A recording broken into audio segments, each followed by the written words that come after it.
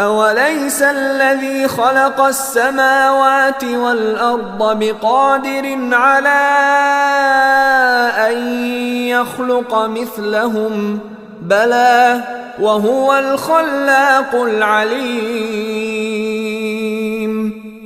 Is not he who created the heavens and the earth able to create the likes of them? Yes, it is so, and he is the knowing creator. إنما أمره إذا أراد شيئا أن يقول له كن فيكون. His command is only when he intends a thing that he says to it, be, and it is. فسبحان الذي بيده ملكوت كل شيء وإليه ترجعون.